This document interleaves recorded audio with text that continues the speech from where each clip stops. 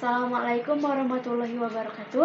Perkenalkan, nama saya Amanda Ramawati. Saya dari kelompok 8 ingin menjelaskan tentang tugas utama manusia. Terima kasih. Assalamualaikum warahmatullahi wabarakatuh. Saya Muhammad Arif Wahidin dari kelompok 8. Di sini saya akan menjelaskan tentang tugas utama manusia dalam akhlak tasawuf.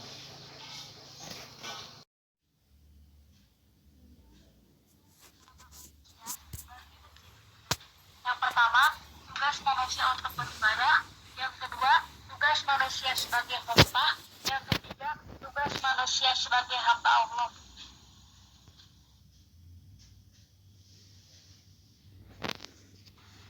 Yang pertama, tugas utama manusia untuk beribadah. A'udzubillahi minasyaitonir rajim.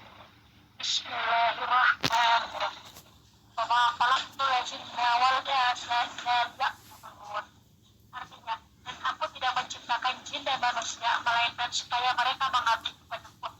Quran surat Al-Jariyat ayat 56. Tafsir Quran surat Al-Jariyat ayat 56 sampai 58. Dan aku tidak menciptakan jin dan manusia dan mengutus para rasul kecuali untuk tujuan luhur, yaitu beribadah hanya kepadaku semata, bukan kepada selainku. Tafsir Al-Musyahidiyat, dan tidaklah aku ciptakan jin dan manusia melainkan untuk beribadah kepadaku semata.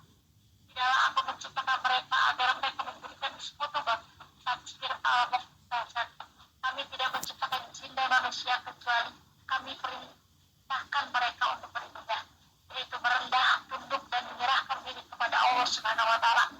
Mujahid pernah berkata, maknanya adalah melainkan aku akan memerintahkan dan melarang mereka.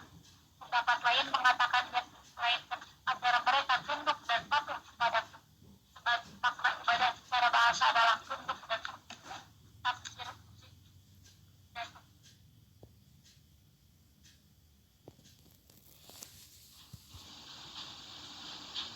tugas yang kedua yaitu tugas manusia sebagai khalifah.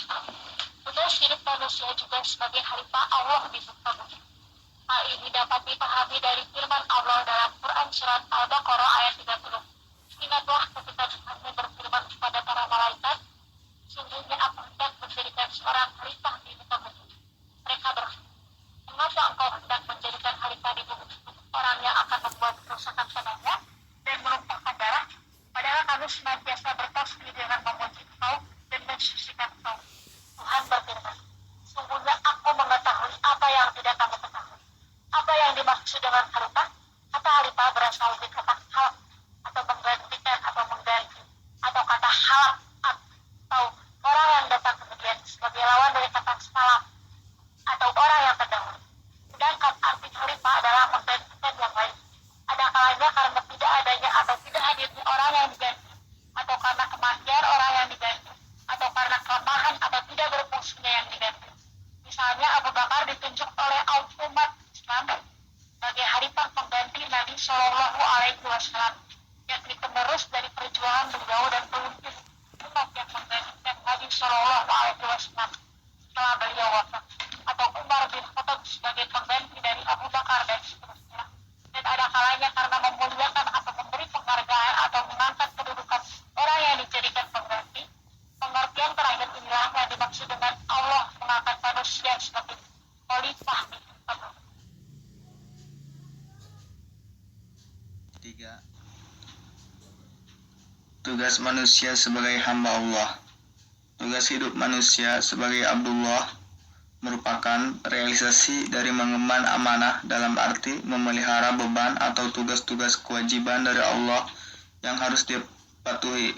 Kalimat la ilaha illallah atau kalimat tauhid dan atau ma'rifah kepadanya. Sedangkan khalifah Allah merupakan realisasi dari mengemban amanah dalam arti memelihara, memanfaatkan atau mengoptimalkan penggunaan segala anggota badan, alat potensial atau potensi-potensi dasar manusia guna menegakkan keadilan, kemakmuran, dan kebahagiaan hidup.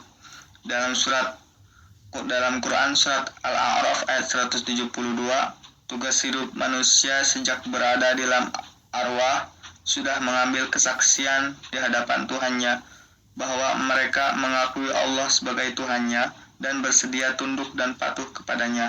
Karena itulah, kalau manusia mau konsisten terhadap eksistensi dirinya atau naturalnya, maka salah satu tugas hidup yang harus dilaksanakannya adalah menjadi Abdullah, hamba Allah yang senantiasa tunduk dan patuh kepada aturan dan kehendaknya, serta hanya mengabdi kepadanya. Untuk bagian penutup, kesimpulannya adalah Allah menciptakan manusia sebagai makhluk yang sempurna. Sebagai manusia, sepatutnya kita tunduk kepada Allah dan diwajibkan untuk beribadah kepada Allah. Dalam Al-Quran diterangkan, tugas manusia sebagai khilafah itu pemimpin di muka bumi dalam hal kemakmuran, keselamatan di bumi ini. Untuk itu, sebagaimana seharusnya dikatakan dalam Al-Quran, kita wajib mentaati apa yang diperintahkan Allah dan menjauhi larangan Allah, agar sistem di bumi ini senantiasa diridhoi Allah Subhanahu wa Ta'ala. Demikian presentasi dari kami, kurang lebihnya mohon maaf. Wabillahi taufiq wal hidayah. Wassalamualaikum warahmatullahi wabarakatuh.